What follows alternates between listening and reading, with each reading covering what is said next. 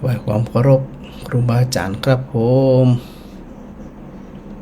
ทุกตนทุกองค์เน้อครับเน้อเจริญพรศรัทธาญาติโยมทุกท่านด้วยก็ได้ได้พบกันเหมือนเช่นเคยกับพระอาจารย์พระครูพระศรีปวรบัณฑิตผู้ช่วยศาสตราจารย์ดร.จากวิทยาลัยสงฆ์นครลำปางคลื่น106.5 เมกะเฮิรตซ์พระอาจารย์ออกอากาศอยู่ที่วัดอุทุมพรบานตาเดือเนื้อสถานเนอ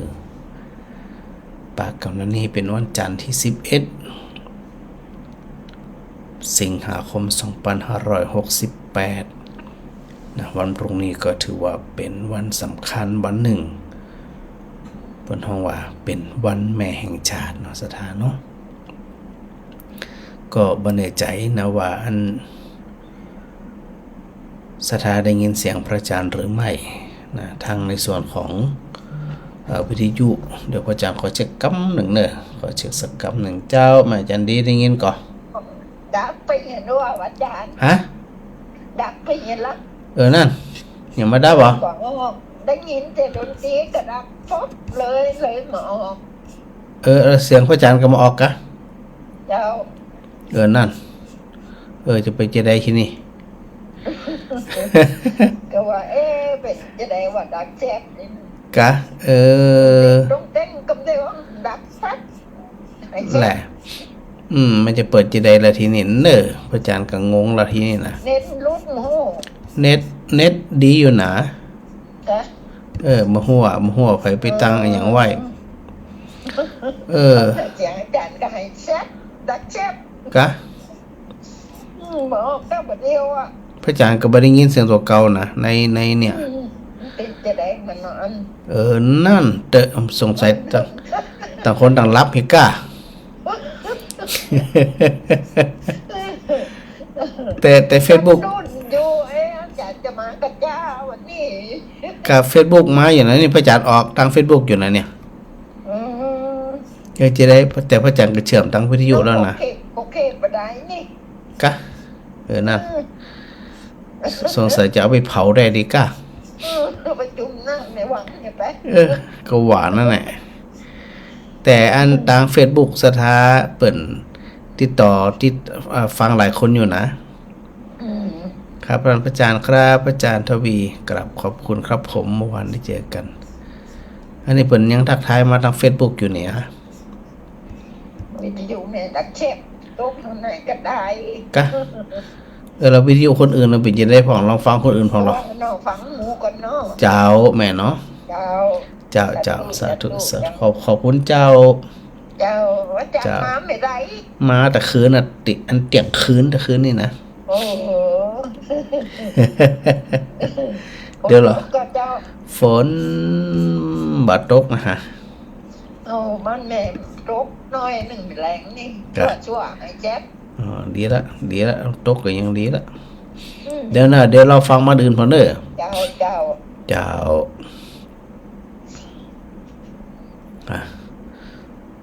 สถานีวิทยุมันน่าจะได้ยินละฮะที่เองนี่นะ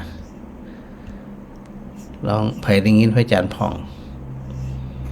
แจ้งข่าวมาพระอาจารย์กำเนิด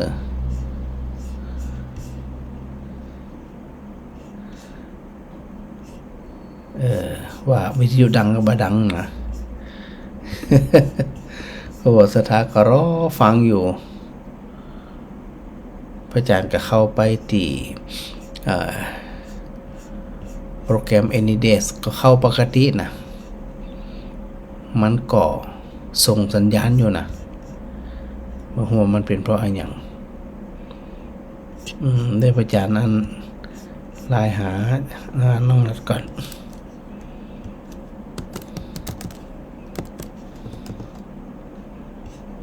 จะได้เนาะ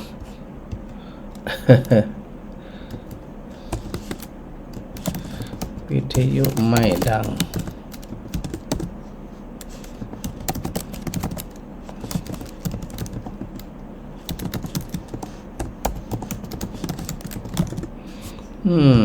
ก็ยังงงอยู่แต่พระอาจารย์ดูจากหน้าจอเนี่ยมันยังบอกฟ้องว่า มันมีปัญหานะ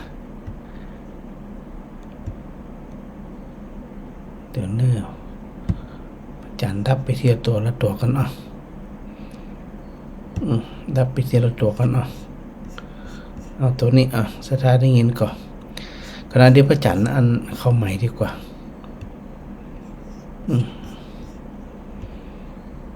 กันเอาสักหน่อยนะสถานรอสักหน่อยเด้อกันเอา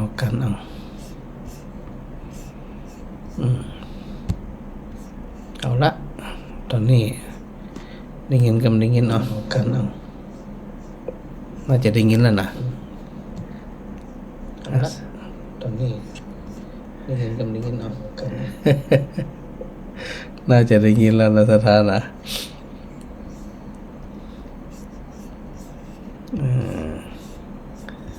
เดี๋ยวกันแน่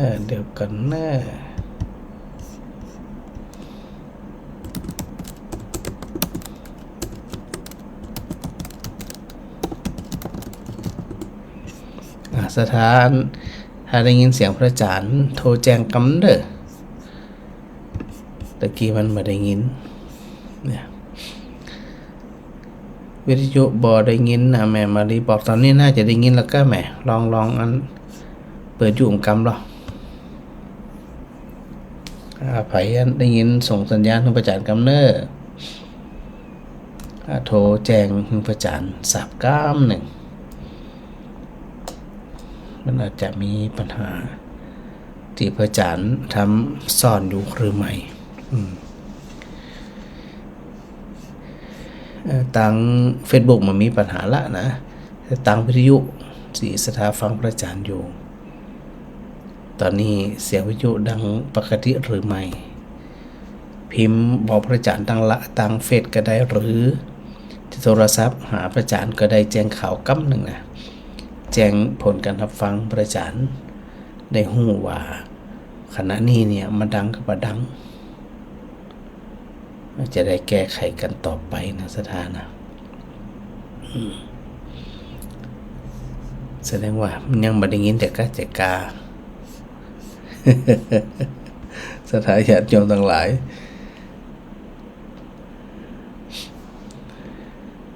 อันหายแซบนี่แสดงว่าบ่ได้ยินกะ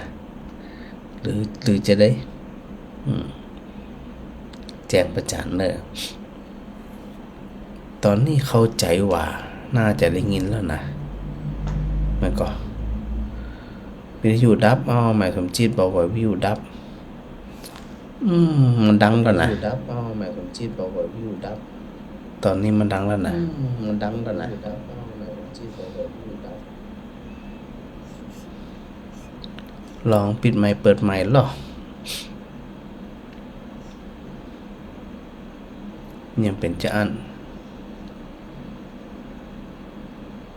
ดูจากหน้าจอมันแบบมีอะไรอย่างผิดปกตินะ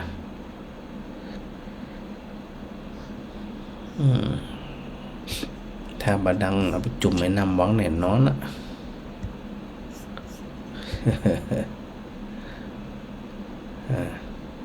แม่สุนันทาวิยุบ่ดังนั่นหวานแล้วนี่จะอ่านหา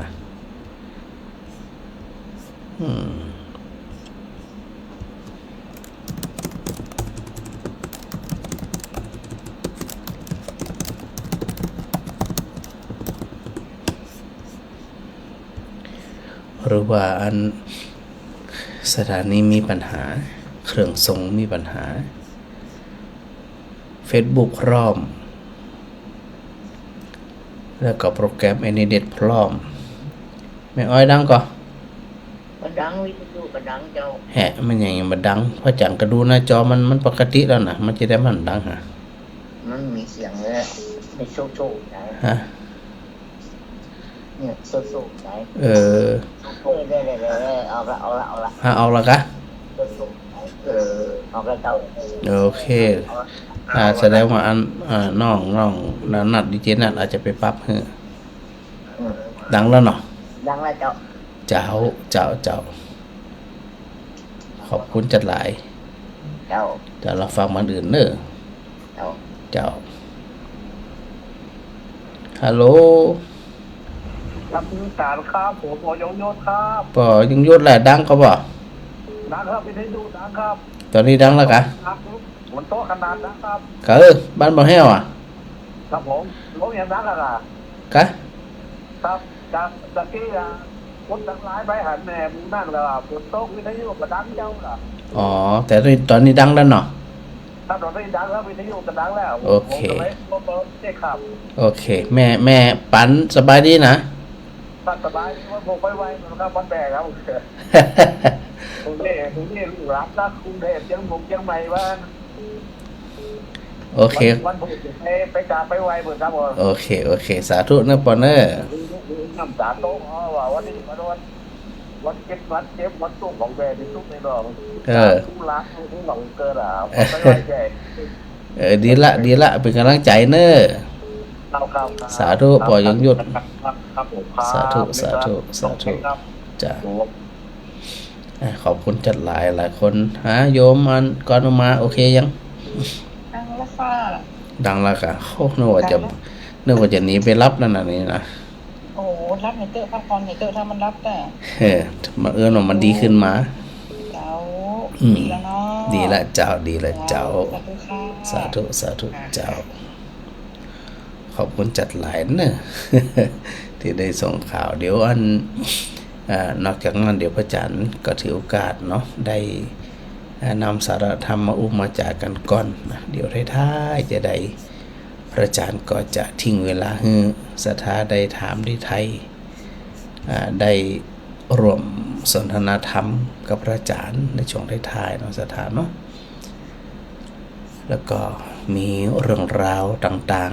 ๆที่เราจะได้ได้จากกันนะในช่วงนี้ก็มีหลายมุมเนาะสถานเนาะหลายมุมหลายด้านโดยปกติเนี่ยก็จะนำเรื่องราวที่มันเกิดขึ้นในปัจจุบันเนี่ยมากันแล้วก็มาปรับความเข้าใจเป็นอันเดียวกันว่าจะได้ต่อไปในสถานะก็โดยเรื่องเนาะที่เฮาท่านทั้งหลายได้ประสบพบเจอเรื่องราวเกี่ยวกับพระสงฆ์องค์เน้นก็ตามเกี่ยวกับศรัทธาญาติโยมก็ตามมันต้องมองลึกๆเนาะศรัทธาเนี่ยมันจะไปมองตื่นบัดใดมองมิติเดียวก็มันจะได้เฮาต้องพอหลายๆมิติเพราะว่าแต่ละกลุ่ม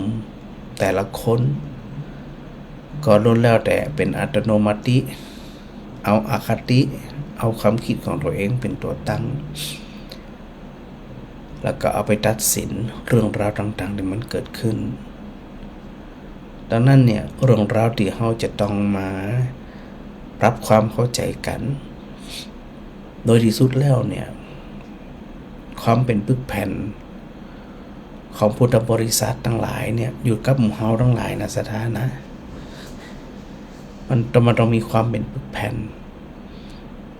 แล้วความเป็นปึกแผ่นของหมู่เฮาทั้งหลายนั้นเนี่ยจะต้องมากันก่อนมาปรับมาทำความเข้าใจกันว่าเขาจะได้ต่อไป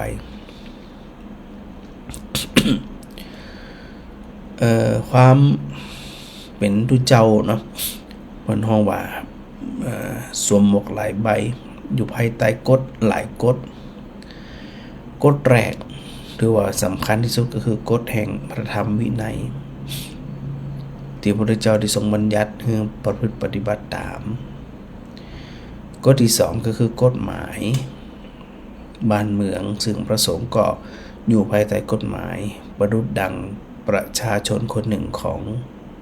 ประเทศกฎที่สามก็คือกฎมหาเถรสมาคมนะที่ได้ร่างขึ้นมาให้ประพฤติปฏิบัติเป็นในแนวเดียวกันแล้วก็หมวกใบที่สี่นั่นก็คือธรรมเนียมประเพณีธรรมเนียมปฏิบัติซึ่งห้องว่าเป็นเรื่องของโลกวัชชะ ถ้าเรามองสีหมวก4ใบเนี่ย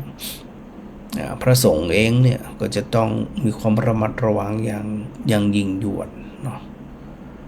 เพราะว่าจะต้องรับภาระหน้าที่หลายด้านพระสงฆ์นี่เป็นถือว่าเป็นเปิ้นเฮาว่าจะได้เป็นเปิ้นเฮาว่าหยังเป็นเจ้าหน้าที่เนาะเป็นเจ้าหน้าที่ที่จะต้องนำไปปฏิบัตินะนำไปประพฤติปฏิบัติพอนำไปประพฤติปฏิบัติแล้วบางทีก็อาจจะถูกใจบางส่วนบ่ถูกใจบางส่วนก็มีความคิดวิพากษ์วิจารณ์กันไปต่างๆนานาเนาะในเบื้องแรกเนี่ยปนองเป็นเจ้าพนักงานพระสงฆ์เป็นเจ้าพนักงานในฐานะเป็นเจ้าอาวาสตั้งแต่เจ้าอาวาสขึ้นไปนี่นะเจ้านะคะอาจจะเอาวาดเจ้าคณะตำบลเจ้าคณะอำเภอเจ้าคณะจังหวัดเขาจะไปคิดว่าเรื่องราวที่มันเกิดขึ้นนั้นเป็นเรื่องไกลตัวจริงๆเป็นเรื่องไกลตัวเป็นเรื่องของตัวเก่าเป็นเรื่องของทุกเจ้ากับศรัทธาที่เป็นชาวพุทธที่มีจิตใจฮักในพระพุทธศาสนานะฮะจะต้องเป็นคำว่าแอคชั่นจะต้องมีปฏิกิริยาอย่างใดอย่างหนึ่งขึ้นมามันจะรับตามุยเหมือนเอานกกระจอกเอาหัวไปมุดอยู่ในดินนี่อันนี้ไม่ได้เรื่องละนะไม่ได้เรื่องในสมัยพุทธกาลเนี่ยในเวลามีดุจเจ้าประพฤติปฏิบัติในแนวทางที่บ่ถูกต้องศรัทธาก็มาฟังพระพุทธเจ้าว่าอันนั้นควรนั้นบ่ควรพระพุทธเจ้าก็ได้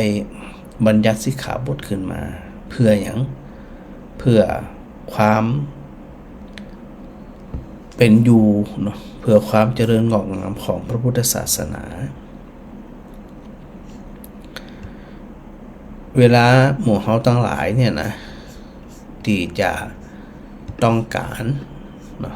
อย่างต้องการว่าพระสงฆ์ควรจะเป็นแบบใด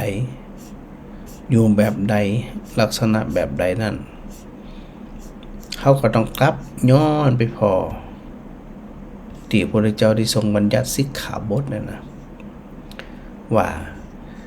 ลักเหตุผลที่พระเจ้าทรงบัญญัติสิกขาบทบัญญัติข้อปฏิบัติให้พระสาวกเนี่ยไปประพฤติปฏิบัติด้วยกันอย่างมีความงดงามไพบูลย์เนี่ยก็จะต้องมีองค์ประกอบจะต้องมีกฎเกณฑ์ที่จะต้องไปประพฤติปฏิบัติร่วมกัน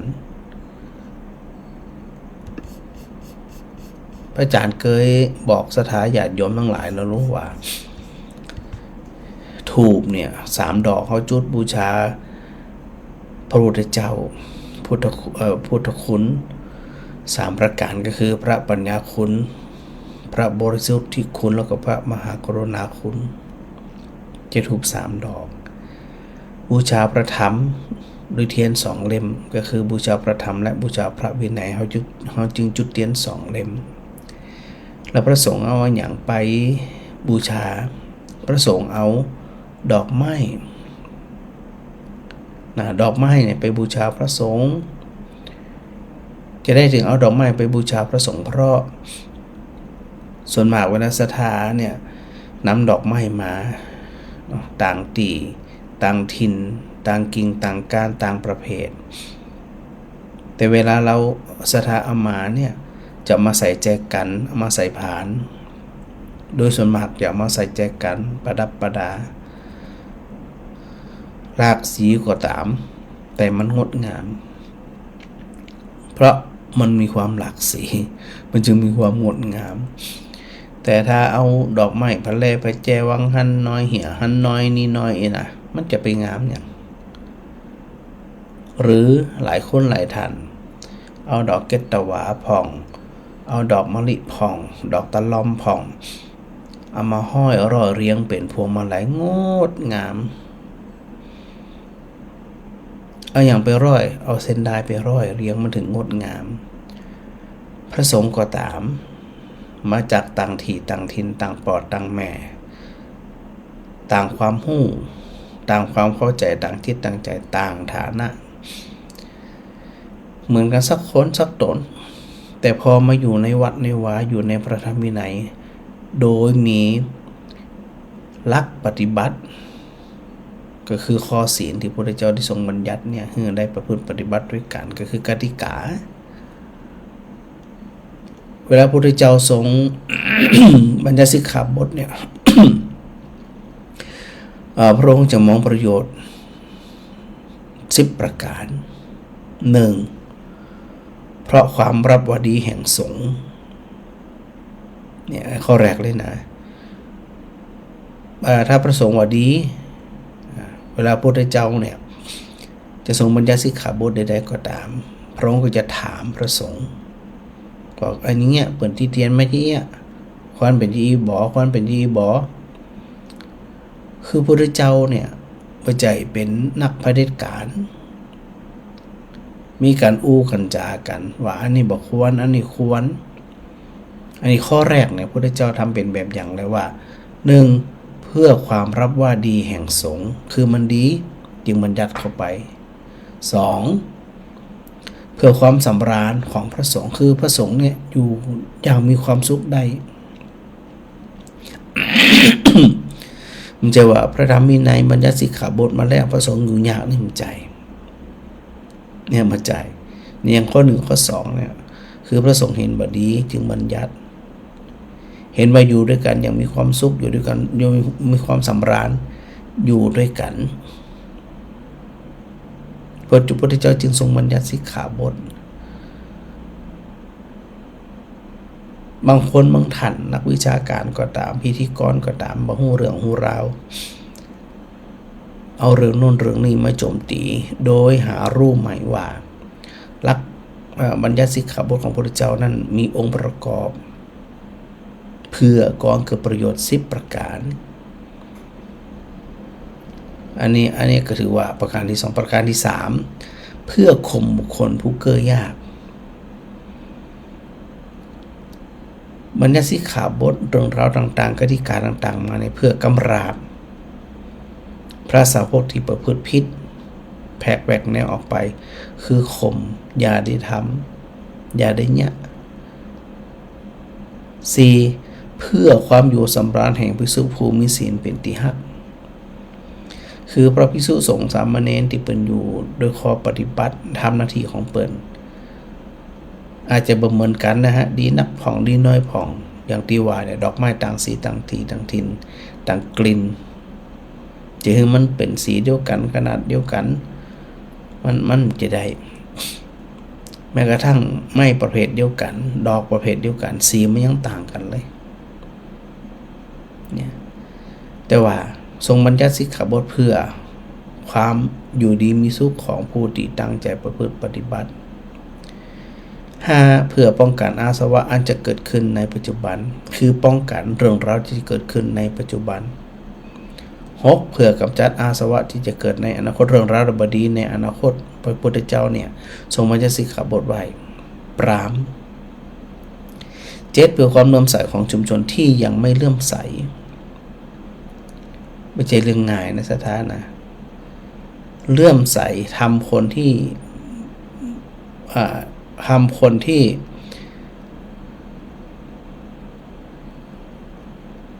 บ่เคยเลื่อมใสเนี่ยคือเขามีความเลื่อมใสข้อ 8 คนที่มีความเลื่อมใสแล้วยิ่งมีความเลื่อมใสขึ้นไปแหมข้อ 9 เพื่อตั้งมั่นพระสัทธรรมคือคำสอนพระพุทธเจ้าแล้วก็10เพื่อถือตามพระวินัย10ข้อเนี่ยพระพุทธเจ้าตรัสว่าเป็นประโยชน์ของการบัญญัติสิกขาบทไม่ใช่ว่าบัญญัติมาแล้วตัวเจ้าอยู่ยากตัวเจ้าอยู่ลำบากใจแต่ก็บ่ได้ตามใจว่าอันนั้นพระพุทธเจ้าตรัสว่าอันนี้ควร หรือบางทีญาติได้แต่สถาเปิดหันว่ามันบ่เหมาะอย่างเช่นการเข้าพรรษาพระพุทธเจ้าทรงบัญญัติการเข้าพรรษาเพราะญาติโยมเนี่ยได้มาหารือกับพระพุทธเจ้าว่าในช่วงเข้าพรรษาฝนตกพระเจ้าเดินทางลำบากเปียกปอนไปหมดเป็นเปื้อนเป็นปงเป็นดีนาเวทนาเป็นจริงนักแล้วไปย่ำเข้ากลาสถาญาติโยมที่กำลังปลูกเพราะเป็นหน้าเข้าเป็นหน้าปลูกพืชพันธุ์ธัญญาหารแล้วก็เป็นหน้าที่หมูปีตั้งหลายสัตว์ตั้งหลายนี่กำลังแสวงหาอาหารเพื่อไปเก็บไว้ในรังก็ไปเหยียบไปย่ำแหมอันนี้สถานเนี่ยนะเป็นผู้ที่ไปกราบทูลพุทธเจ้าพุทธเจ้าก็เอื้อไปตามที่สถาเปิ่นได้มาบอกมากล่าวว่าเนี่ยนะ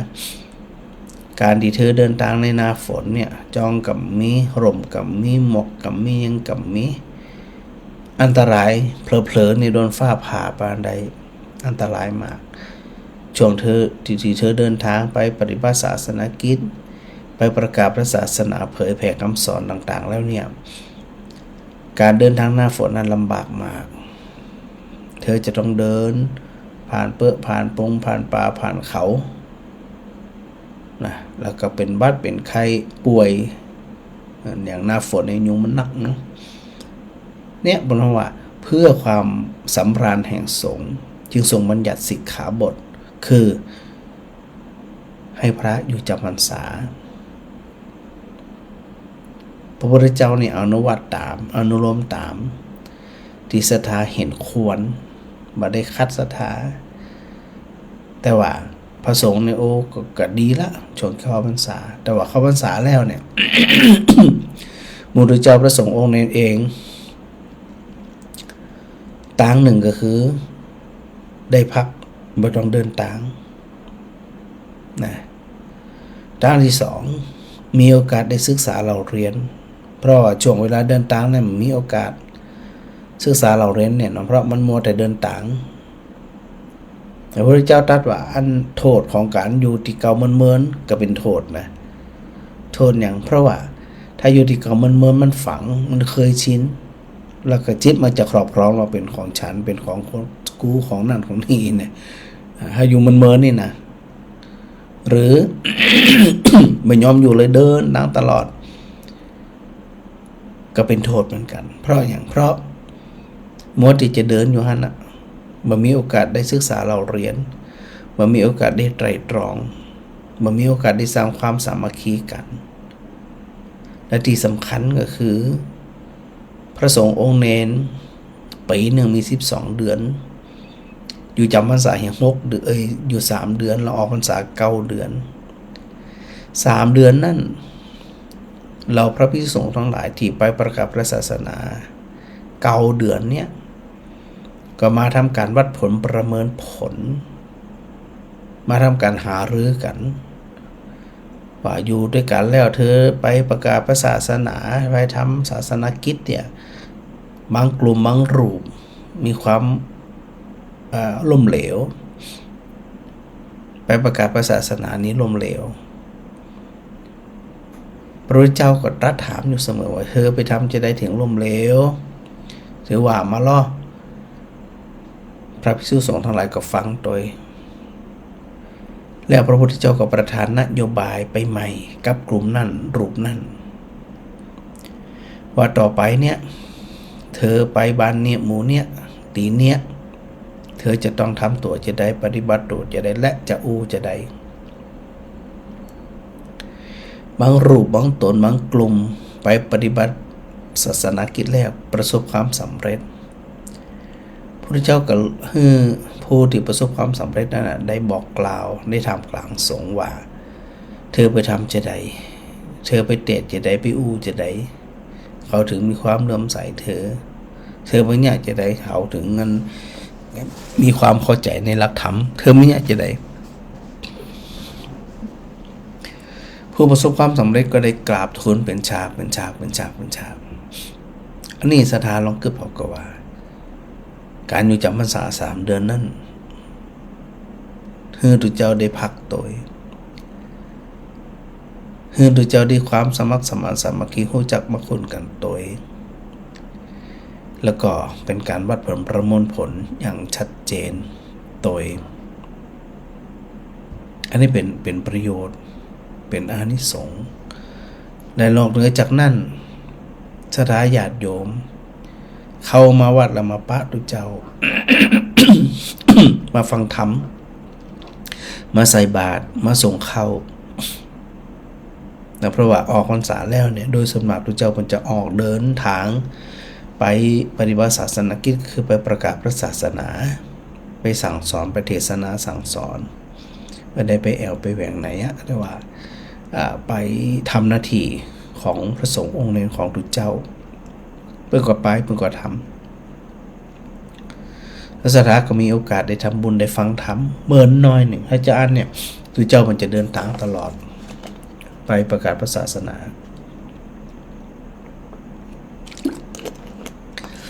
ดังนั้นโดยนัยยะก็คือดูเจ้าเนี่ย ที่พระพุทธเจ้าตัดถึงเรื่องอันการอยู่เมินกับการอยู่บ่เมิน นะพระสงฆ์องค์นี้ที่อยู่เมินอยู่ที่ไหนเมินมันก็เป็นโทษนึกว่าที่พระพุทธเจ้าได้ทรงตรัสไว้ที่พระอาจารย์ได้ว่าพระสงฆ์อยู่ที่ใดเมินเนี่ยมันก็ก่อเกิดอย่างติดติวติดโยมก็มากกับติดโยมเพราะว่ามันผูกพันกันแล้วก็เดินทางบ่อยเดินทางมันก็มีโทษก็มีโทษเหมือนกันมีโทษจะได้คือว่าเดินอยู่ฮั่นมีโอกาสศึกษาเราเรียนจิตใจมันก็คิดจะไปอยู่ฮั่นมันบ่ได้อยู่ที่เก่ามันก็ไปทิกจึงมีความเหมาะสมนะว่าช่วงเข้าพรรษา3 เดือนนั้นน่ะ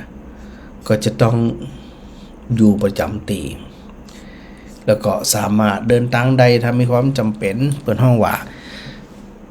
สัตตหกรณียะ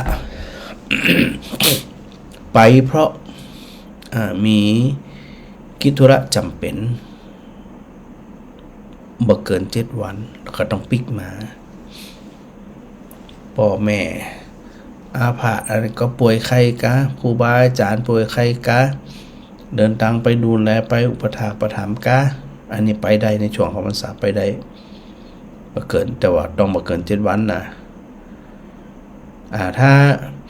บ่มีใครพอพ่อแม่บ่มีใครพอพระอุปัชฌาย์ใหญ่จะได้กับปิกมาอยู่ที่วัดก่อนสักคืนหนึ่งแล้วไปต่อได้แห่ง7 วันพระพุทธเจ้าอนุโลมเพื่อความเป็นอยู่สำราญแห่งพระภิกษุสงฆ์ ชวมได้ไปไหนมันได้อยู่กับตีมันจะได้มันใจนะครูบาอาจารย์ป่วยไข้โยมพ่อโยมแม่หรือตายายที่เปิ่นมีอุปการะคุณต่อตัวเก่าเนี่ยมีไผดูแลกับไปให้กำลังใจไปปลอบประโยมที่มันไก่ก็ต้องไปและนอกจากนั้นเวลาเปิดสหัสธรรมิกคือถือเจ้าทั้งหลายที่ฮู้จักกันเนี่ยเป็นเพื่อนกันเนี่ยพอฮู้ข่าวว่าตนนั่นตนนี้เคยซึกขาลาเพศกลางวาสาสามารถเดินตังไปได้ไปปลอบไปโยนไปดึงให้เปิดมาให้ซึกไปได้เหมือนกันหรือวัดอื่นๆซึ่งมันไกลเกิดไฟไหม้กาน้ำท่วมกานะต้องการกำลังเนี่ยไปบูรณะซ่อมแซมไปจ่วยไปเดือไปได้เหมือนกันมาเกิน7 วันแล้วก็สถาญาติโยมนิมนต์เนี่ยต้องการตุเจ้าตนเนี่ยต้องการรูปเนี่ยต้องการวัดเนี่ยไปโปรดญาติโยมไปเจริญพุทธมนต์ก็ตามไปสั่งสอนธรรมก็ตามไปตามคำอาราธนาของสถาญาติโยม ไปได้เหมือนกัน เปิดห้องว่าฉลองศรัทธาทำคนที่เลื่อมใสแล้วให้เลื่อมใสยิ่งขึ้นเลื่อมใสแล้วให้เลื่อมใสยิ่งขึ้นเนี่ยในศรัทธานะดังนั้นเนี่ย การที่พระพุทธเจ้าทรงบัญญัติสิกขาบทเนี่ยมันจะไปเนี่ยคือพระเจ้าถึงขนาดอยู่บ่ได้ลำบากลำบนมันแตะเป็นว่าเนี่ยไม่ใจนะสถานะนั่นแหละเขาก็ต้องมองเนาะมองว่าเวลาอันพระพุทธองค์ทรงแสดงธรรมทรงบัญญัติสิกขาบทเนี่ยพระองค์ก็มองกลุ่มเป็นใหญ่นะมาหารือกันมาอู้กันก่อนมันจะว่าใครอันออกกฎหมายได้ก็ออกใครว่านี่ก็ว่าใครยังก็ว่าพิจารณาอย่างยิ่งโดยระบบประชาธิปไตยของพระพุทธเจ้าซ้ำให้นะพระพุทธเจ้าปัจจัยเป็นเผด็จการเป็นผู้ที่ต้องการให้เหล่าเวนิสัตได้เข้าใจความเป็นจริงนะอันนี้เขามองอย่างนี้นะถามว่าในสมัยพุทธกาลเนี่ยมีพระสงฆ์องค์เนรที่ประพฤติปฏิบัติผิดมีก็มีหมดเขาได้อู้กันอยู่เสมอในเรื่องของปุถุชนเนี่ยมันมีที่จะดี 100% นี่มันมีพระสงฆ์องค์นี้กับลูกเจ้าบ้านนั่นนะสถาลูกเจ้าบ้านน่ะวันนี้เขาก็ต้องรู้สถาด้วยนะดูเจ้าบ้านด้วยเพราะว่าพระสงฆ์เนี่ยมันเป็นตัวบ่งบอกบ่งชัดว่าสถาเป็นจะใด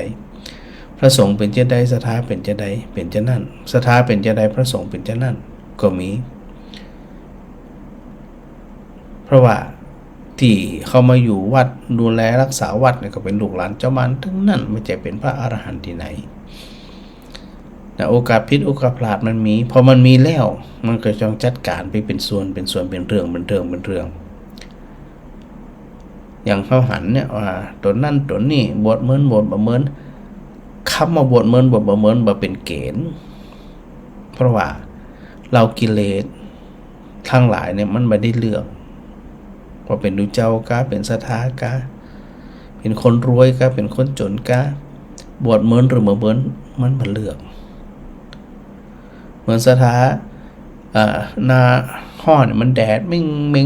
งนี่นะเราเดินผ่าแดดไปหรอเดินผ่านแดดไปหรอ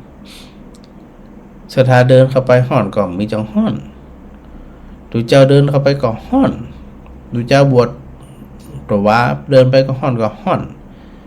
บวชมาเป็น20 ปีเป็น100 ปียังห้อนนี่คือเป็นตัวสัจธรรมเป็นความจริงว่าตัวสัจธรรมเราเนี่ยมันบ่เข้าข้างไผมันบ่ปลอบโยนไผก็ตามถ้าประพฤติปฏิบัติบ่ดูแลตัวเก่ามันก็จะแผดเผาไปลักษณะนี้เป็นของเฉพาะคนเป็นห้องว่าผ่ายแพร่อย่างดูเจ้าพระสงฆ์องค์เน้นตีเถียงพล่ำผลาดไปเนี่ยบ่สามารถที่จะอยู่เป็นดูเจ้าได้แต่สามารถที่จะเป็นคนบ้านได้ตีประพฤติปฏิบัติดีงามก็ได้ไม่จะว่าอันเหยียบย่ำซ้ำเติมจานที่ไปจ่ายอย่างก็เพราะว่าบ่ได้ผลห้องว่าบ่ได้อันเป็นโจรเป็นขโมยเป็นอาชญากรเป็นภัยต่อสังคมที่ไหนหลายรูปหลายตนที่ซึกออกไปเป็นนานเป็นน้อยเนาะที่เฮาฮู้เฮาหันเนี่ยสร้างคุณงามความดีต่อประเทศชาติต่อสังคมก็เยอะแยะมากมายคืออยู่เป็นภาพบ่ได้ก็เป็นหยังก็ออกไปเพราะว่าทางพุทธศาสนานี้งดงามที่สุดละอยู่ได้ก็อยู่ไม่ได้ก็ต้องเฟดตัวเองออกไปแล้วเฮาทั้งหลายก็ต้องตั้งหลักเหมือนกันศรัทธาญาติโยมว่าเรื่องราวที่พระอาจารย์ได้อู้ตะกี้นะว่าคนที่บ่เคยใส่ใจบ่เคยใส่บาตรบ่เคยดูแลดูนิมดูดำดูดีแล้วบ่เคยทำบุญเนี่ยเขาเหล่านี้เนี่ยพร้อมที่จะกระนำพระสงฆ์องค์เน้นอยู่ตลอดอยู่แล้วเขาจะไปหวังเอาคนเหล่านี้มีความหวังดีต่อพระศาสนานี่มาได้มีลักษณะมีทางเลย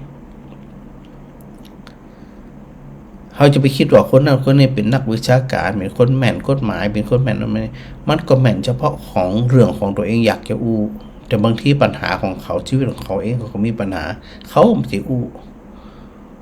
และองค์กรหลายๆองค์กรเนี่ยขนาดองค์กรตัวเก่ายังไปบ่รอดยังมีปัญหาสารพัดนักหนาสาหัสกว่าองค์กรสงฆ์ที่ซ้ำไปแต่คิดที่จะมาครอบคุมพระสงฆ์มันปัจจัยแต่ถ้าเป็นการตักเตือนเป็นการเข้ามาหารือกันหาตั้งออกรวมกันอันนี้เป็นทางว่างดงามจะออกกฎหมายอย่างมากก็ออกอย่าอันออกระเบียบพรบอย่างมากก็ออกเพื่อกำรับพระสงฆ์เราพอมีพระสงฆ์ปัจจุบันเนี่ยพระสงฆ์ก็อยู่ได้อยู่น้อยอยู่แล้ว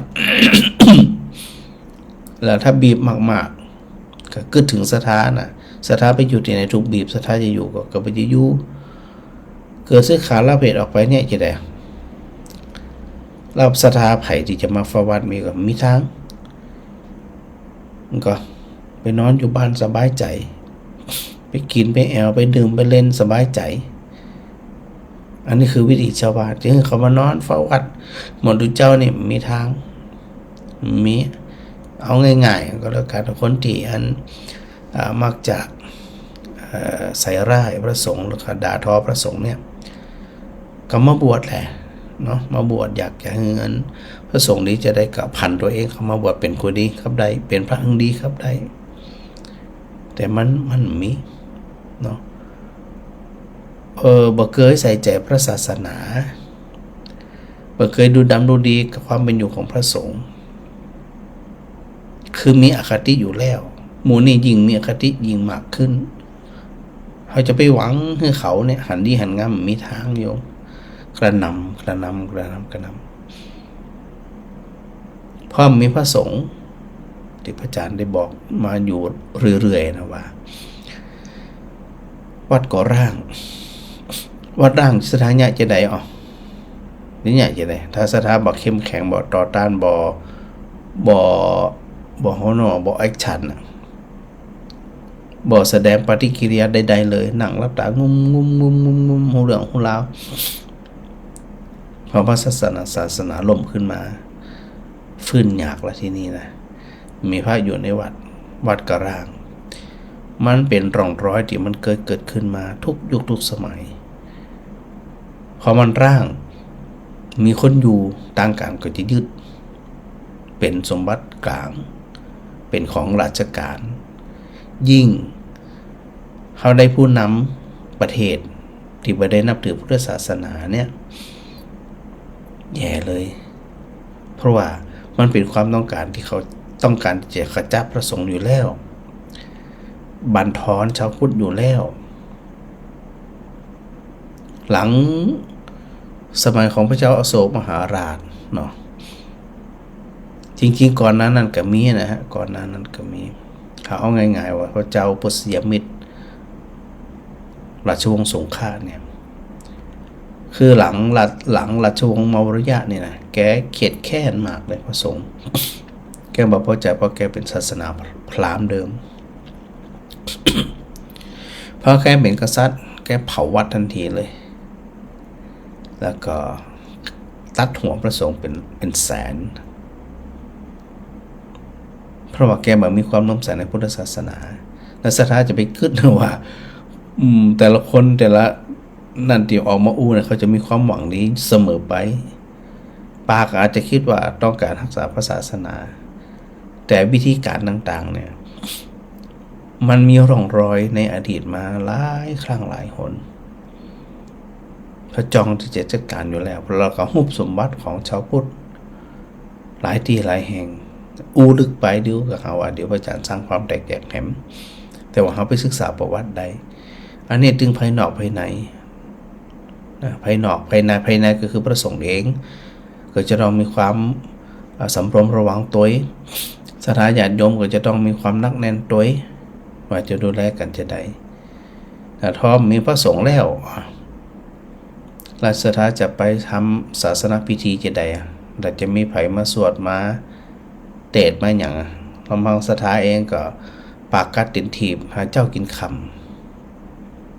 มีเวลาหรอกที่จะมานั่งศึกษาเราเรียนมีก็อาศัยพระสงฆ์นี่แหละที่มีเวลาไปศึกษาเราเรียนนำไปเพื่อปฏิบัติแล้วครับนำมาบอกกล่าวสถาญาติโยมเป็นฉากนะพอ ทุกยุคทุกสมัยที่พระจารย์ดูมาสุดท้ายก็ถูกยึดแล้วพุทธศาสนาล่มสลายหลายพื้นที่เพราะความบ่นักแน่นของหมู่ชาวพุทธเฮาเนี่ยเป็นห้องว่าถลำตัวบางทีก็มาหูเหลืองหูร้าวอย่างเงี้ยผสมลงเปิ่นด้วยเปิ่นดาเฮาดาเปิ่นว่าเฮาว่าความจริงกับใจหูพระเจ้า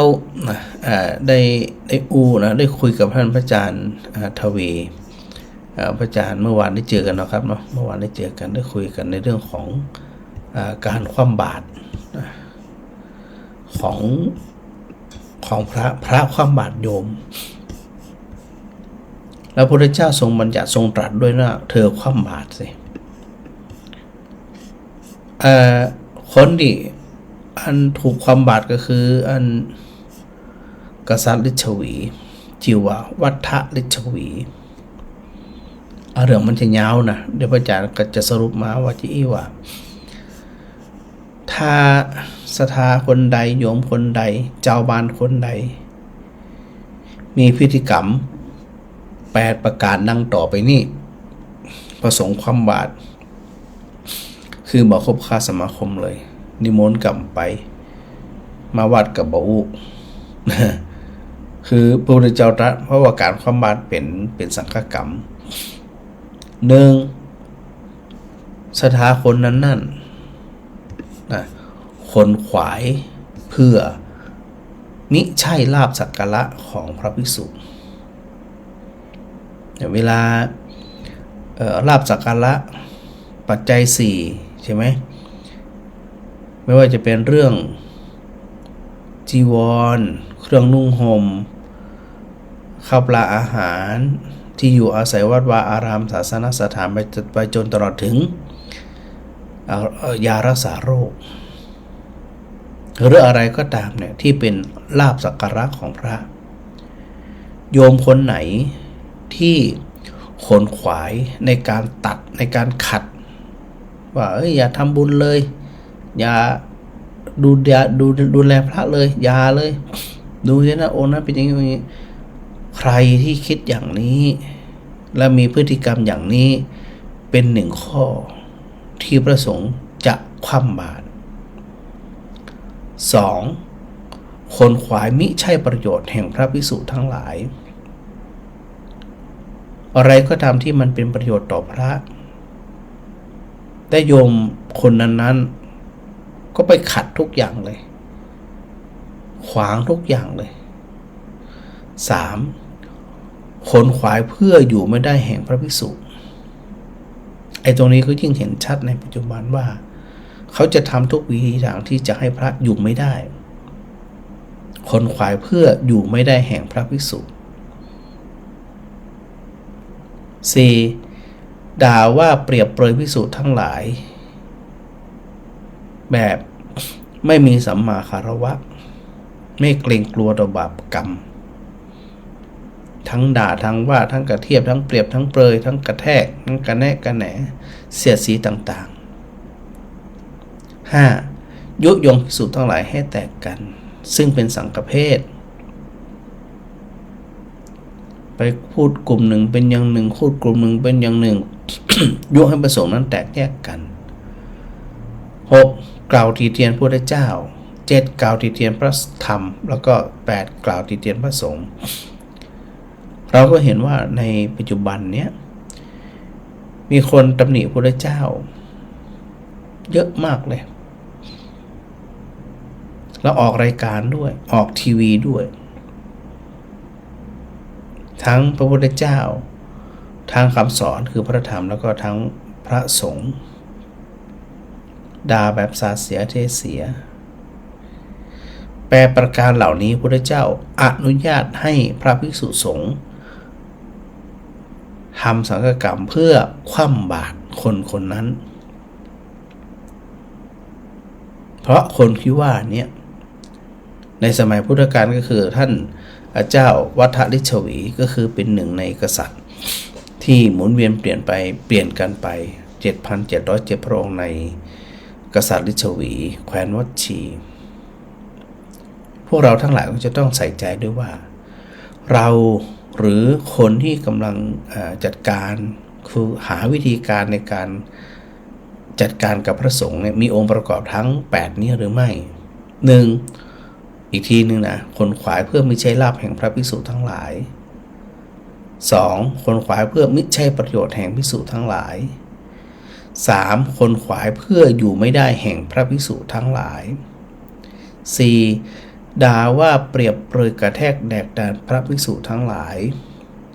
5. ยุโยงภิกษุทั้งหลายให้แตกกัน 6. กล่าวติเตียนพระพุทธเจ้า 7. กล่าวติเตียนพระธรรมและ 8. กล่าวติเตียนพระอริยสงฆ์หรือพระสงฆ์เป็นสังฆกรรมด้วยเป็นเรื่องโอ้โหไม่ใช่เป็นเรื่องเล็กๆแต่พอครั้นเวลาจะหงายบาตรก็ต้องประชุมสงฆ์อีกไม่ใช่รูปใดรูปหนึ่งจะไปสนิทชิดเชื้อไม่ได้คือพระสงฆ์เนี่ยเวลาคว่ำบาตรใครก็ตามจะต้องมีแนวปฏิบัติเป็นอันเดียวกันคือไม่ไปนิมนต์ก็ไม่ไปมาวัดก็ไม่คุยอยู่ยากมาก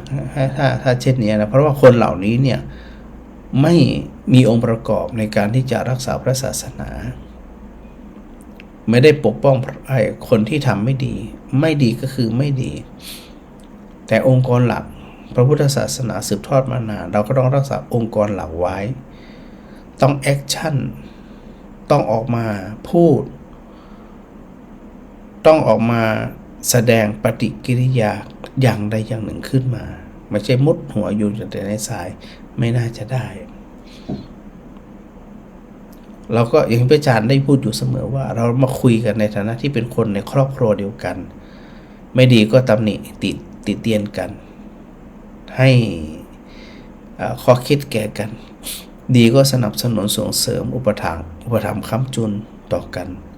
พระพุทธเจ้าเนี่ยเวลาดูแลสังฆมณฑลนะพระองค์จะเอายึดถือเอากติกาเป็นหลักเพราะว่าอยู่กันเยอะแต่ทั้งนี้ทั้งนั้นเนี่ยมันก็จะต้องมีความเห็นอกเห็นใจซึ่งกันและกันดีก็ว่าดีไม่ดีก็คือไม่ดีในจุดนั้นในสถานะนั้นๆก็ปรับไปก็นึกถึงต่อไปเนี่ยก็พูดอยู่กันเสมอนะว่ารุ่นนี้เนี่ยยังหาพระยากเลยถ้าถูกขนาบหลายๆด้านแล้วใครจะอยู่เป็นเจ้าพนักงานก็ตั้งแต่เจ้าวาดไปเลยนะฮะเจ้าวาดคณะตำบลเจ้าคณะอำเภอเจ้าคณะจังหวัดต้องประพฤติปฏิบัติตามหมวดทั้ง4ใบด้วยซึ่งก็ถือว่าเป็นเรื่องของสุ่มเสี่ยงในการเข้าคุกเข้าตารางแล้วถ้าโยมมีลูกมีหลานเนี่ยโยมจะให้ลูกหลานเนี่ยไปสุ่มเสี่ยงกับการเข้าคุกเข้าตารางไหมโยมก็ไม่ให้อยู่แล้วไม่ให้อยู่ไม่ให้บวชแล้ววัดเป็นวัดร้างไม่มีใครอยู่แล้วใครจะมาอย่างไงก็มองไม่ออกเหมือนกันสุดท้ายพุทธศาสนาก็ล่มสลายในยุคของตัวเองเนี่ยมันไม่น่าจะให้เกิดขึ้นก็จะต้องพาการรักษาพาการประคับประคองนะศึกษาแล้วก็ต้องมีความมั่นคงด้วยว่าบางคนเห็นดีด้วยบางคนปรารถนาดีบางคนปรารถนาไม่ดีแต่แกล้งพูดดีมาเสี่ยมให้ชาวพุทธในแตกแยกกันให้พระสงฆ์แตกแยกกันคุยกันไม่รู้เรื่องแตกแยกกันเมื่อไหร่การเข้าไปควบคุมเนี่ยมันง่ายเพราะไม่มีพลังกษัตริย์ฤชวีถูกกษัตริย์กรพัมประยุอย่างตะแคงรั่วเป็นไส้ศึกสุดท้ายพระเจ้าชาติศัตรูเข้าไปยกทัพปราบปรามง่ายมากเลยเพราะว่ากษัตริย์ฤชวีนั้นมัวทะเลาะกันไม่ลงรอยกันไม่เป็นอันหนึ่งอันเดียวกันอยุธยาก็เช่นเดียวกันก็มีไส้ศึกคนภายในไปเปิดประตูเมืองให้พม่าเข้ามาหรือณปัจจุบันระบบการเมืองของประเทศก็ดีของโลกก็ดีเนี่ยเราจะมองเห็นว่า วิธีการที่วัดสักการะพราหมณ์เคยทำมาแล้วมันได้ผลตั้งแต่บัดนั้นถึงบัดนี้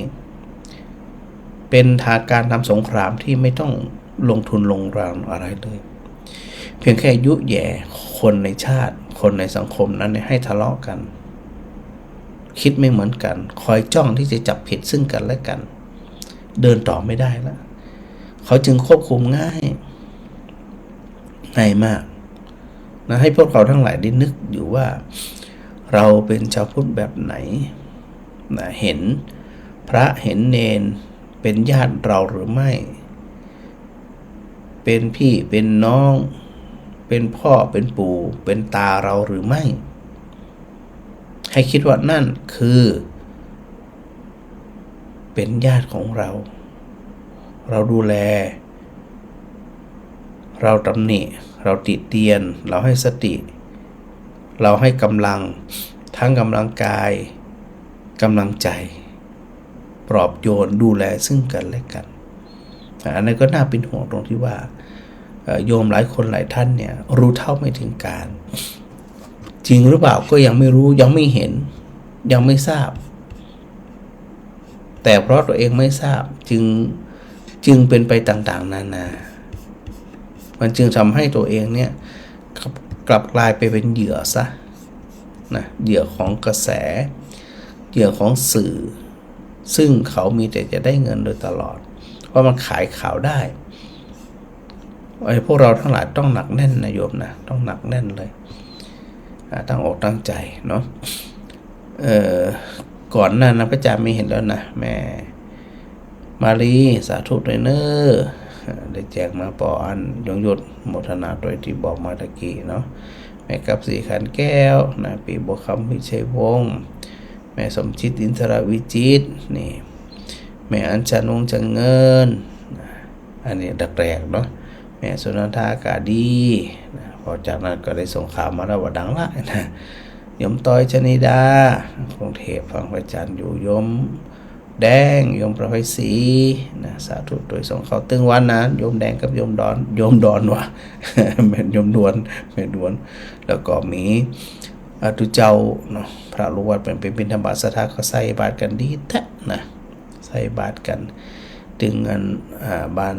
ตาเดือเหนือตาเดือใต้นะต้องขอโมทนาสาธุที่สถาถือว่าเป็นกำลังใจฮือถึงกำลังกายฮือถึงกำลังใจการประสงค์องค์เน้นเนาะอันนี้ก็ถือว่าอยู่ด้วยกันอย่างมีความสุขเลยนะยมตุ้ยนะสาธุรับชมอยู่นะแม่จุติการรพยัญสาธุพระอาจารย์มาแม่รำไพ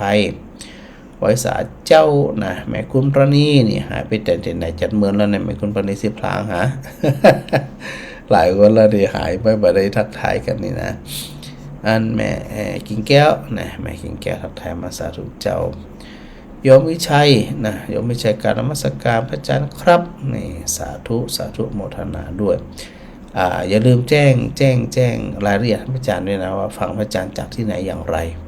นะสาธุเมื่อกี้พระอาจารย์เพิ่งรับแอดโยมไปนะโยมวิชัยนะขอบคุณมากที่ได้เข้ามาฟังพระอาจารย์ด้วยนะแม่วรัยพรโฟสิทธิทราบไว้สาพระอาจารย์โยมเป็นสีสุทธะครับสาธุเสียงอายุชัดเจนแล้วนะแล้วก็แม่บัวเหลียวทวีทรัพย์กับสาธุเจ้าโยมสมหวังกำลังว่องนอนสมาการสาธุแล้วก็โยมคำสุขโยทินที่ตามรายการพระอาจารย์มาโดยตลอดเนาะก็ต้องขอโมทนาสาธุโดยจะไปลืมนะจงหูจักบทบาทหน้าที่ของเฮาตัวแม้ว่ามันจะบัดเต็มแต่ว่าเฮาก็ถือโอกาสเป็นส่วนหนึ่งในการที่กระจายกันดูแลพระศาสนาดูแลวัดวาอารามดูแลพระสงฆ์องค์เนนไปจะอยู่คนใดคนหนึ่งนี่มันบ่น่าใดเนาะแม่ว่านะตับมากฮัลโหลสวัสดีเจ้าแม่เจ้าท่านนั้นพระเจ้าจะเขาได้น่ะได้หยังเขาได้ยันบทหนังสือสวดมนต์น่ะกะเดี๋ยวพระอาจารย์จุดก่อนแม่อยู่ที่ไหนหนังสือสวดมนต์นะเจ้าเดี๋ยวเนี่ยพระอาจารย์จุดก่อนเดี๋ยวพระอาจารย์เวลาท่านบรรทัดจะได้สวดโดยท่านนะกะม่วนดิฟังสวดด้วยอีเจ้ามาก็ ก็ได้ก็ไหวอะจ้ะ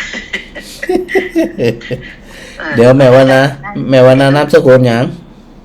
นะฮะนามสกุลสุริยะรังสีเจ้า อ๋อเดี๋ยวเนอะ ข้าเจ้าเป็นกระดูกทับเส้นท่านไปไหนมาได้ กะ เจ้าเป็นอายุ84 โอ้ 85ละ โห80 ปลายแล้วอี เจ้า ไปไหนบ่ได้คือเดินได้อยู่แม่นก็ เดินได้อยู่ตามบ้านนี้ได้แต่ โอ้ ไปไกลนะ ยเดี๋ยวเอาบ้านเลขที่ด้วยขออภัย บ้านเลขที่57 หมู่ 8 เจ้า 57 หมู่ ทับหมาก 8บ้านทับหมากเนาะ เจ้า บ้าน จะโทร ทับ นั่นหลายเตือแล้วก็โทรผมได้นะเปิ้นก็โทรกันข้าเจ้าผมได้โทรเปิ้นผิดแต่เตือ บ้านทับหมากตำบล แยกในนั่นนะ ตำบลยังแม่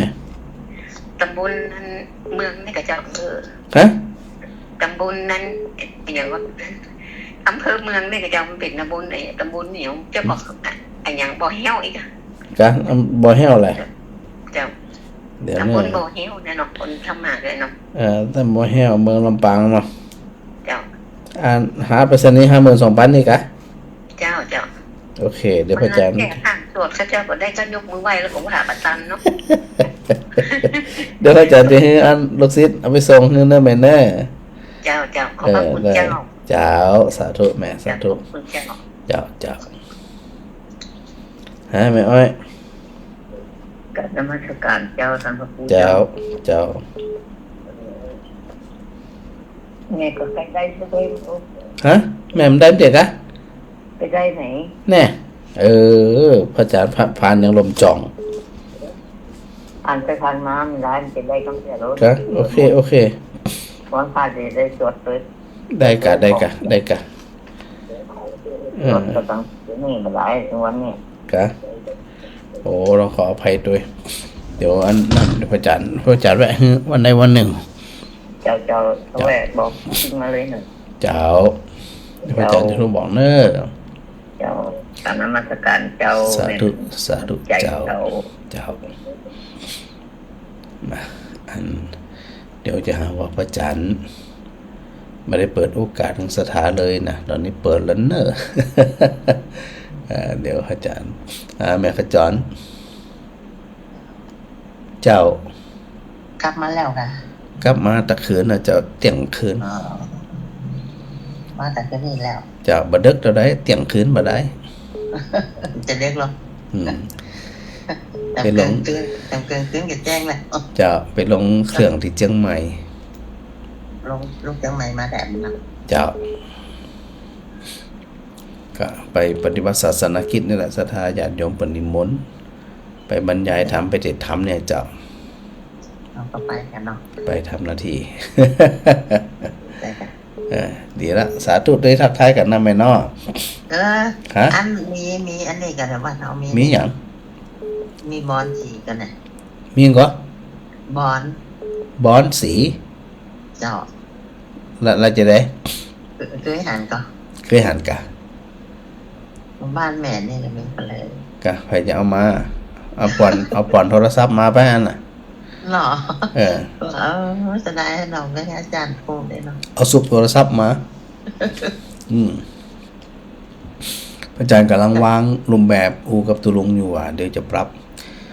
เพราะว่าภายในวัดมันจะดูแข็งๆนะคือว่ามันจะมีซีเมนต์ทั้งหมดนะพระอาจารย์เทซีเมนต์หมดเลยอาจจะเอาดอกไม้เอาอันต้นไม้นะมาวางเป็นจุดดูแล้วมันซอบลงมันอ่อนลงเจ้า บอลสีแต่งามนะ เจ้าตอนนี้มันยังแข็งอยู่เข้ามาวัดเนี่ยถ้าเรามันเป็นสไตล์หมดอ่ะ เป็นสไตล์ ก่อยปรับพระอาจารย์ก็ไม่ได้เร่งอย่างนั้นไม่ได้ ไม่ เร่ง ปลูกเนาะ มันมีดินละมันไม่แต่สไตล์หมดอ่ะเดี๋ยวนี้นะก็ก่อยปรับไปเนาะ นี่ว่าถ้าแปลงอันส่งประตูวัดแล้วก็จะไม่ปลูกวัดเลย เดี๋ยวถ้าสะดวกจะได้ก็ว่ากันนะแม่เนอะ เจ้า สาธุเจ้าฮะเดี๋ยวก่อนออกมาก ราบนมัสการเจ้า เจ้าไผ่แม่มดกะ ไม่ใช่หรอลูกสาวคนกะ กะอ๋อ โยมก่อนออกมาแหละ คิดถึงแม่อยู่แหละ นึกว่าอันแม่มด แม่รับอ่ะ รับเรียบร้อยอิวสบายลูก แม่ ขอถาม กินยา เป็นกินยาประจำของเปิ้นไง เจ้าดีละใครรับก็รับไม่ต้องคิดอย่างนั้นเจ้า ประจำจำกำได้หรือคือต้นมดเป็นกันนะ กล้ามได้เดียวกะ เออ อยู่ใกล้บ่ได้ เก่งเวลาเก่งพระอาจารย์อย่าง อ๋อได้แล้วแหละ อย่างถ้าเช้าที่เอาติดพระอาจารย์ฮัลโหล จำไม่ได้แล้วล่ะไปอันใดเลยนี่นะ สบายดีก็ไป เจ้า อะไรก็ไป เจ้า ไปวิทยามา ปกติสบายดีเจ้าสบายดีแข็ง อาจาร แร ย์ ง ก็มีเหตุยงต้องมีงานอย่างแนี้ประจำปีเก้า โอ้ยวันไม่เห็นยงเปิ่นมีปฏิบัติธรรมตลอดปี อ๋อ แต่ว่าพระอาจารย์บรรยายเนี่ยคน600ปลายกัน โอ้ย เจ้าเปิ่นมาปฏิบัติธรรมพระอาจารย์ก็บรรยายธรรมหันชั่วโมงเกิงน้อยเดียว อ๋อยป้าลูกพี่ลูกหาแล้วพระอาจารย์ล่ะ เจ้าแล้วก็อาจารย์ทวีเปิ่นสอนอภิธรรมพระอาจารย์ก็ไปพบปะลูกศิษย์เป็นตัวเป็นสาวเหมือนกันน่ะ โอ้มีความสุขเนาะ เจ้าก็คุมอยู่วันก่อนก็ไปบรรยายดิเปิ้ลอันคดีธนกรรมของหมอเปิ้นอันนั้นคนก็เป็นร้อยเหมือนกันเจ้าฟังธรรมกัน มีความสุขแล้วเขาได้ไปพระอาจารย์เนาะ ได้ทำหน้าที่ ได้หน้าที่ของเขาอะความสุขมากเลยโอ้แต่มันอยู่ไกลเขาต้องเดินทางไป ก็เป็นอย่างก็นั่งเครื่องไปกำเดียวนะเจ้าดีละก็ยังไหวอยู่ สบายใจ เจ้าสาธุเนอะเจ้าสาธุเจ้าสาธุเจ้าถ้าแม่มาลี ผมนมัสการพระอาจารย์ว่าครู เจ้ามือแปบแล้วอีก หูรูปแบบสายซ้อนกันเลยโยมแม่อันดีอันเปิดวิทยุไว้ฟังอยู่ อ๋อใส่มันหนักขับตันพองบัดตันพอง เข้าใจกันไม่ต่ำนั่น ก็ได้แก่ใครทักทายกับพระครูกับเจ้า แม่นนะเจ้ามาได้ห้ามมันจัดหนักอะเจ้ามันบัดตัน นั่นนะโยมแม่จะใครสนทนาไว้ตีเลยข่าวในข่าวที่บลงนั่นนะ เจ้า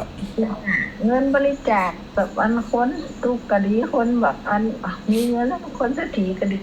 แต่สำหรับคนที่ทุกข์ที่เปิ่นจะทำบุญหนักเป็นลาดจะฆ่าแล้วเปิ่นจะเอาไปอย่างกับเรื่องของเปิ่นนี่แหละ คืออย่างที่พระอาจารย์ว่าเนี่ยคนทำมันเดี๋ยวเป็นจะว่าคนว่าเนี่ยคือมันได้ทำ นั่นน่ะ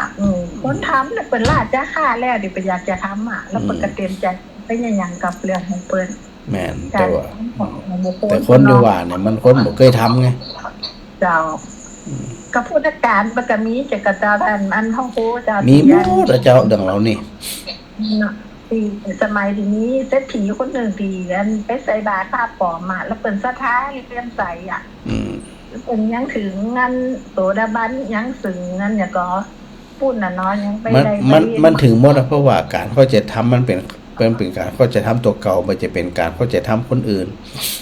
เจ้า เวลาเฮาเข้าป่าอาหารซะได้ฉานเฮายังฮึได้คนตกคนจนเฮาก็ฮึได้คนรถรุดได้หยาเฮาก็ฮึได้คนประสบภัยเฮาก็ฮึได้ก็ในเมื่อเฮาฮึไปแล้วนี่แล้วเฮาบ่ได้ติดข้องมองใจทุกอย่างอ่ะเนาะเจ้าคนทำดีบ่ดีก็เป็นกรรมเฉพาะตัวเองนั่นแล้วเปิ่นเอาทำอย่างก็เป็นเรื่องของคนที่เอาไปกระทำนั่นเนาะแม่นมันฮ้อนจะตายหมดนี่นะโยมแม่มาฟังแล้วก็คิดพิจารณากับตัวเก่าอาจารย์ถ้าเจอน่ะมันถ้าเจอสิเฮาย่าฮ้อนมันฮ้อนเจ้าพระอาจารย์บ่กูแม่นเฮาก็ต้องดูตัวเฮาเป็นหลักอ่ะเจ้าขอที่พระอาจารย์ว่าตะกี้ก็คนที่บรรทำเปิ่มจะคิดหยังแต่ว่าคนบ่เคยทำนั่นน่ะชอบไปว่าก็เองกำจะทำนี่ถ้าเฮาบ่ฮึเครดิตบ่ฮึค่ามีความหมายหยังอ่ะนี่นะปรับกันไปเด้อเจ้าเป็นกำลังใจนะเจ้าสาธุเจ้าก็เหมือนกับอันหลายรูปหลายตนเนาะปนหวานถ้าจะได้กระจ่างวัดวาอารามเป็นจะได้กระจ่างหยังกระจ่างไปจะไม่ยึดมันหยังก็แล้วแต่เขาแต่ขอให้มันเป็นตัวเจ้าตนสุดท้ายนะที่เดินออกจากวัดนี่นะน่าฟังแล้วก็น่าเศร้าใจเจ้าแม่พิมพ์เจ้าจะไปความบาดแม่พิมพ์นะถ้าอยู่ในองค์8ประการเนี่ยยังจะได้กับโดนแน่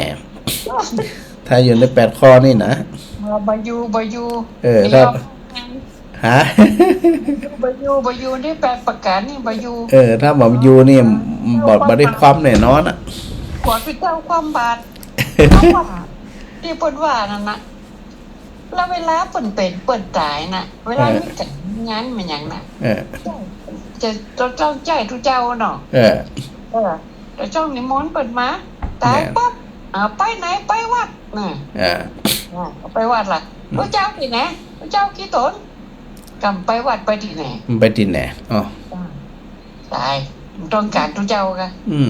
แล้วถ้ามีทุกเจ้าเนี่ยจะได้หมูนี่พ่อจันว่ามันเอาเปรียบนะเอาเปรียบสังคมเอาเปรียบตัวเจ้าด้วยนะหมูนี่นะพัดถึงบัดตาไว้นี่พัดถึงบ่ไหวถึงบัดตาเป็นอย่างพ่อจันว่าบางทีก็บอกคนถึงเครดิตอ่ะบอกคนใส่ใจบอกคนถึงขาแต่เนาะว่าจันเนาะขอบคุณหมูนี่นะนักกว่าอันบาอยู่ในที่แปดประกาศนั่นเลยบาอยู่เนี่ยมีอยู่แล้วหมู่เฮาทั้งหลายนี่นะที่ฟังกันประจำครับทำบุญกับประจำนี่จิมีวันนั้นกลับไปอูแต่ที่ตะวันเนี่ยกลับไปอูกับอันดุบุญที่เจ้าอาวาสอย่างไปทำบุญอันเปิดเปิดตายไปแล้วเนาะเปิดครบรอบ8 ปีเนาะไปทำบุญเปิดกับอูกับอันเจ้าดุอิดเนาะวังเนี่ยโอ้ไม่เว้นเลยยุ่งขนาดเลยเอกเนี่ยมันยุ่งเนี่ยการความบานเนี่ยพระพุทธเจ้าตัดถึงความเลยนะพระพุทธเจ้าบัญญัติบอกเลยนะว่าเธอความบาดอันวัฏริชวีเลยนี่นะนั่นนะตีเขาตีมันบางคนกะยังว่านับถือศาสนาไอ้เนาะแม่นละเขาจะพยายามจะทำร้ายหลังเขาเนี่ยแม่นแต่ถ้าเขาหูบัดตันเขานี่มาหูเล่ห์เหลี่ยมเขาเนี่ยเขาก็แย่เขาเป็นเหยื่อเขาต้องเนี่ยอย่างยุแย้งตะแคงหลวงเขาทะเลาะกันเขาบอกพอใจกันแบบเป็นปึ๊กเป็นแผ่นกันก็ง่ายกะจัดการง่ายคนที่ว่านะมันกับว่ากี่คนแม่นเจ้าแต่มันคุยบ่ได้แม่นคุยคุยวัดแต่มันเป็นเดียประโยชน์อย่างเนาะคุยวัดเจ้าได้ละนี่ละใช่ไหมแม่สบายดีนะเจ้าสาธุสบายความสบายแล้วจิตใจเข้มแข็งเนอะเจ้าสาธุก็สถานหมู่เฮาทั้งหลายก็เยอะๆนะดูแลกันไปอยู่กันไปเนาะแล้วก็มีความสุขซึ่งกันและกันเนาะกับขอบคุณพระอาจารย์ทวีด้วยนะครับที่ทักทายกันมาแล้วก็รับฟังกันมาโดยตลอดครูบาอาจารย์หลายรูปนะครับที่ฟังกันมาโดยตลอดเหมือนกันนะครับหลายรูปก็แวะเวียนมาฟังกันอยู่บ่อยๆนะก็ต้องกราบขอบพระคุณเป็นอย่างยิ่งเนาะสาธุญาติโยมทั้งหลายนะจะได้ก่อเดี๋ยวได้ฟังในส่วนของเป็นเทพเนาะในชั่วโมงที่2แล้วก็คือหมู่เฮาทั้งหลายนั่นจะเป็นลืมนะเราต้องมีความนักแน่นมีสติปัญญามีศรัทธาโดยมีปัญญาโดยมีความเพียรโดยมีสมาธิโดยแล้วก็ที่สำคัญคือรักคือมีสติสัมปชัญญะอยู่เสมออย่าไปอ่อนไหวอย่าไปโอนเอ็นนะก็ตั้งรักของความเป็นชาวพุทธครับใดชาวพุทธเราต้องมีความนักแน่นต้องมีรักจะไผว่าไปได้ก็เอ็นไปด้านโน้นไผว่าจะได้ก็เอียงมาทางเพศมันจะไปถ่ายจะไปเป็นผืนแผ่นดินที่แข็งแกร่งมาเป็นบ้านเป็นจองไปได้อย่างก็บ่มีคุณภาพก็ปรับไปอีกเนอะจะได้ก่อของศรัทธาญาติโยมสุขภาพแข็งแรงสมบูรณ์กันทุกคนขอเจริญพรเนอะ